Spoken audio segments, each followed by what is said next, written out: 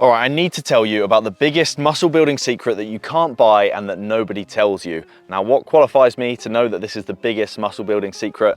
I went from the ages of 18 to 22. I put on over 20 kilograms of muscle naturally. I went from 70 kg to 90 kg just using natural bodybuilding techniques. And that wasn't a linear increase, trust me. Some months I put on way more muscle than others, and some months I put on less, and I had to learn the hard way without a coach the entire time, working out what the most optimal strategy was, not only in general, but also for my body. And as I said, that progress wasn't linear. So whether they were fluctuations in my motivation or injuries or various other factors of inefficiencies, it was an up and down ascend up to that eternal glory at the end where I built the physique that I'd lusted after for so long. The other thing that qualifies me to tell you this is I've now been a physique coach for over 2 years professionally, and so I've had a lot of people come to me, transformed a lot of physiques, and then also not had success with some people, and I've been able to determine that this is the key determining factor in whether someone is going to succeed on their body transformation journey, whether that is a fat loss journey or a muscle building journey or both. You'll be very glad to hear as well that is a non-discriminating thing. It doesn't care if you're rich or if you're poor, if you're black or if you're white, or any other binary differentiators between different people. And it all comes down to how bad you want it. You must be sufficiently unhappy with your current circumstances and situation in order to give you enough emotional drive in order to make a change and to continue on with the task that you've set out for yourself, regardless of how you feel. My motivation constantly wavered on my ascent as I was building muscle. There were days and weeks and even months where I thought, what am I doing this for? I'm not seeing results as fast as I thought I would. And it was only because I had that clarity of vision and that clear dissatisfaction in my mind that I was able to push through those times and continue on with the journey. And to be completely frank with you and emotionally frank with you, I was deeply unhappy and insecure with the way I felt in my body and the way that I looked. And that was my driving factor in order to make sure I got in the gym on a daily basis.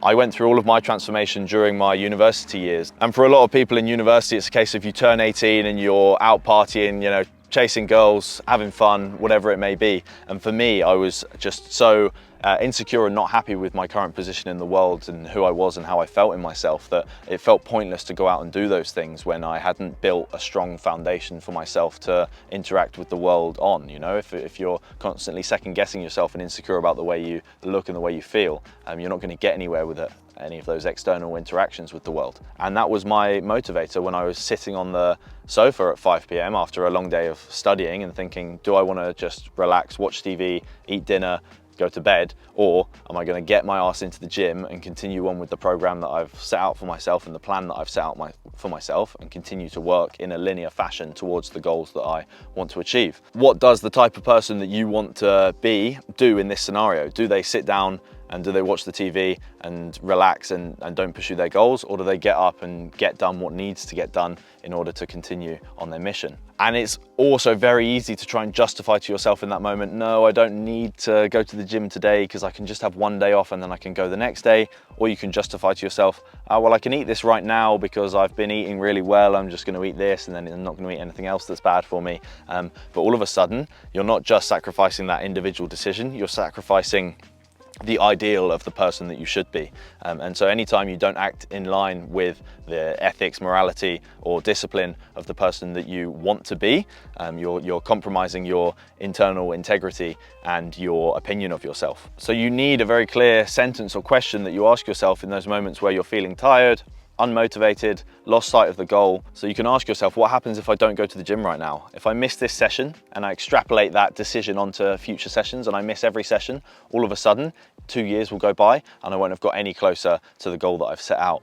And so you've got to be quite frank with yourself in that scenario. The same goes for eating certain things. You know, if I eat this right now, but I were to always continue to eat in this way, I'm not gonna get anywhere in the next X amount of time in order to get closer to my goals. And when you've guaranteed that you do want it badly enough, not only does that help you with your consistency in getting into the gym, it helps you with your intensity once you're in the gym. Because if you've been to the gym at all and you've done a flat dumbbell press, I think every person has had that moment where that internal conversation with themselves where the dumbbells are sat on their legs. I hope you've had this conversation with yourself anyway. The dumbbells are sat on your legs, you're staring yourself in the mirror, and you've got to psych yourself up to go and do this dumbbell press and perform it. And there's all kinds of internal monologues that have gone in my head, in my clients' heads, in my friends' heads, in order to motivate yourself with that internal conversation in order to maximize your output, be as strong and as aggressive as possible in that movement. Aggression being a key word here, because you can't just be complacent when you go into the gym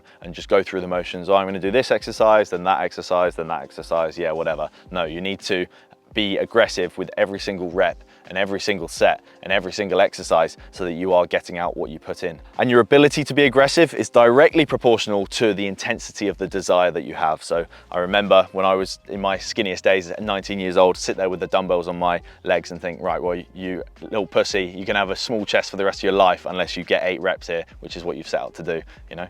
And you can G yourself up in various other ways. Maybe you've just gone through a heartbreak. That's incredible motivation. Or maybe you've got some kind of other trauma or determining factor that you can call on. It doesn't even have to be related to your physique progress in the gym itself. It can be completely abstract from it, some other life dissatisfaction, and you can channel that aggression, that anger, and that energy in order to perform and better yourself. So before you finish watching this video, ask yourself, are you willing to delay the gratification of eating something fatty or sweet in order to be lean further down the line?